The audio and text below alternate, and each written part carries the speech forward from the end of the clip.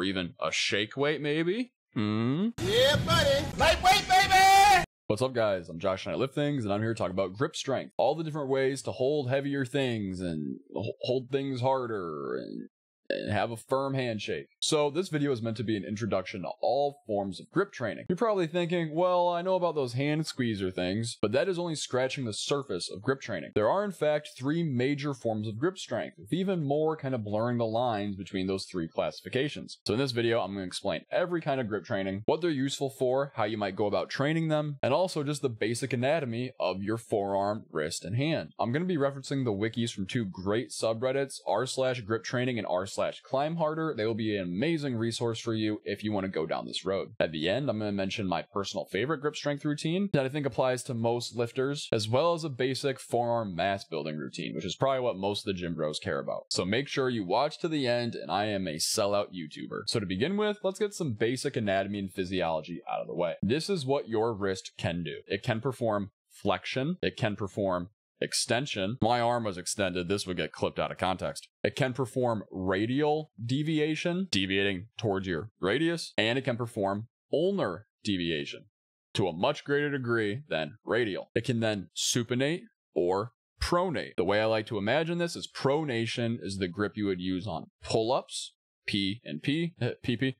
And then supination was if someone was to pour soup in your hands, you would make a bowl, soup, your palms facing you. Now, this is the movement that your fingers are capable of. You can flex a finger like this, and then you can extend the finger. You can flex your fingers like this, or you can extend the fingers, and then you can abduct your fingers and adduct your fingers. A way I like to remember the difference between abduction and adduction: imagine something is abducting your fingers away. Aliens are bringing them away. That's all that means, to travel away from the midline. For the thumb, you can abduct away, you can adduct back, you can extend it, you can flex it, and then you can do something known as opposition and then reposition, going back. And now for the muscles in your forearm, there are a fuck ton. There's about 19. What really matters for us is 2 groups of muscles, and then one that is specifically an elbow flexor. For the elbow flexor, you have the brachioradialis. It is an elbow flexor, meaning it helps flex your elbow, and is mostly trained by people by doing something like a reverse curl. You then have flexors and extensors. Your extensors will perform this movement. If you were doing a wrist extension holding a dumbbell, you would pull up and you would flex the extensors, which you can mostly imagine to be on the top of your forearm. And then you have flexors. If you're performing a wrist curl, you would be doing this. And you can imagine that is mostly the muscles on the bottom of your forearm, or the top if you're in a supinated position. You get the point. Now that you know that, it'll be easier to figure out why doing some things will train other things. And the 3 things that we would primarily train when worrying about grip strength are support, crushing, and pinching. Support is measured by how long you could hold something isometrically. Think like a dead hang or holding the barbell during a deadlift. It is a static movement, meaning you are not moving. You are staying in one location. Static, not dynamic. This is mostly static finger flexion and then thumb adduction. You're supporting the barbell, your fingers are flexed, and your thumb is adducted. It is a static hold. Support grip. Crushing is just that. Closing your hand. Think hand grippers or finger curls. It is dynamic finger flexion. Pinching is when you bring your thumbs and your fingers together, like on a plate pinch or even a hub block. Any lift where thumb adduction, flexion, and or opposition is much more emphasized than anything with the fingers. Now, those are just the main 3. And like I said, there are plenty more. There's bending strength, wrist strength, lever strength, open versus closed hand, dynamic versus static, crimp, and then tons more. Bending is literally bending shit like nails. It's pretty hardcore. Wrist strength is a wide topic involving any strengthening of the wrist itself. Lever strength, if you've seen someone hold like a sledgehammer and then tilt it and be able to bring it back, or even a shake weight maybe. Open versus closed hand can apply to a lot of different things, but in general, if your hand is more open, it's probably an open hand movement.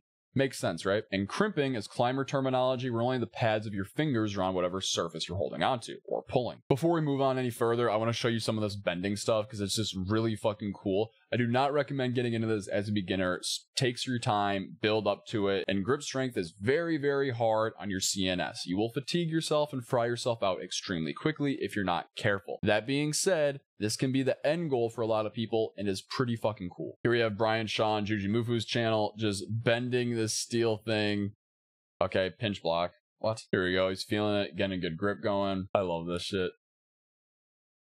Shout out the old Jujimufu. Fucking Tom. I have Crohn's too, so I feel like he was my brother for a while.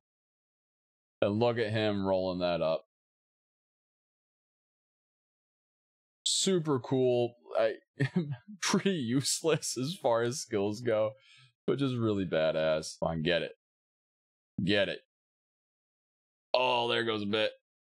Oh, there she goes. And quickly, before I get into the routines, I would like to mention hand health. As noted earlier, this can be a very injury-prone hobby, and it's very, very easy to fry yourself. So take things slow, take a break if you need to. It's really not worth getting injured and not being able to do anything for quite some time, especially if you injure your hands, which will hurt all other forms of lifting. For injury prevention, you should be doing stuff like tendon slides. You could put a rubber band around your hand and do some extensions. It's a good way to train the antagonistic muscles to help kind of work on any imbalances you may be developing. I like to save the rubber bands that I get from asparagus or broccoli. Those are perfect. You can just wrap them around and do some finger extensions. You can do a rice bucket routine, which is just what it sounds like. You fill up a bucket with rice and you do some hand movements in it. It's very low intensity, can get some blood pumping, and is an awesome prehab tool. Just remember, please be careful. So for one of my favorite grip strength routines to recommend to a regular everyday gym bro is Taikato's brachiation basics. Brachiation or brachiation, I'm not sure, is essentially like monkey swinging from a tree. This is going to very heavily challenge your support grip, which will be the most important for stuff like pull-ups, pull-downs, holding onto a deadlift. This will obviously build size as well. It'll just take time. Taikato has a video on this. It will be linked down in the description below, but here's the quick little cheat sheet. So you can do this workout 1 to 3 times a week. Do it after your main workout or on off days. Make sure you are active hanging, which means you are keeping your shoulder down away from your ear rather than letting it chill down there. And you're also an anterior pelvic tilt, meaning you're keeping your hips underneath you and your feet a little bit in front of you. So level 1 is 2 sets of 30 seconds of an active hang pronated, meaning your palms facing away from you. You then do 2 sets of 30 seconds of an active hang supinated. You then do 2 sets of 30 seconds of bent arm hang.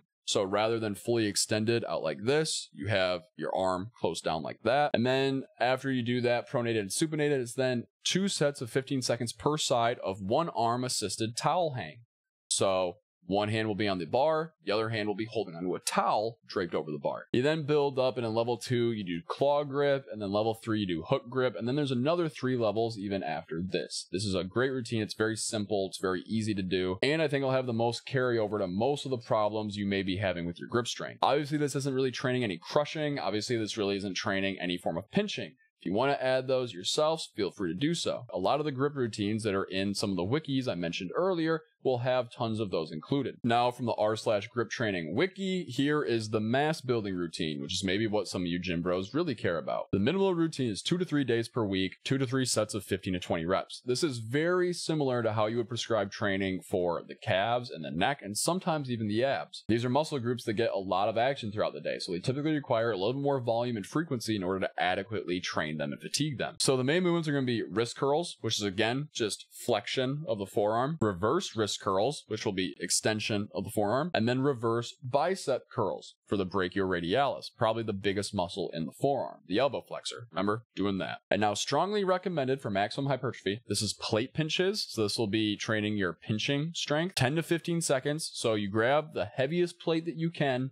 and kind of the wider the better, depending on what you're trying to train. If you want to do more open hand or close hand, and you literally pinch it. You just grab the thing like that, and then you hold it. You don't have to hold it like a fucking front raise or anything. You just hold it however you can hold it. And then also finger curls or farmer's carries. You can add these to wrist curls if you want. Say you had your forearm on the bench like this. You could let it drop, open up, finger curl, wrist curl, if that makes sense, or you could just do it separate. I don't care. This wiki, again, it'll be linked below, also has increased deadlift grip, stuff for bodyweight and calisthenics, stuff for rock climbing with hangboards, stuff for martial arts such as BJJ, extra wrist flexion work, a thick vertical bar lift, which would be more open hand for digging fingerprints into vulnerable spots.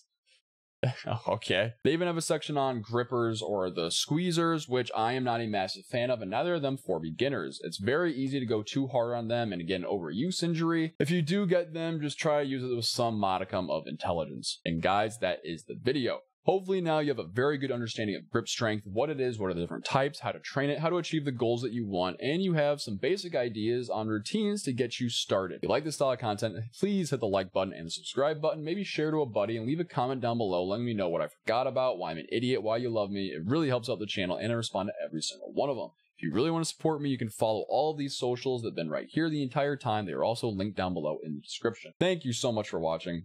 Have a great day.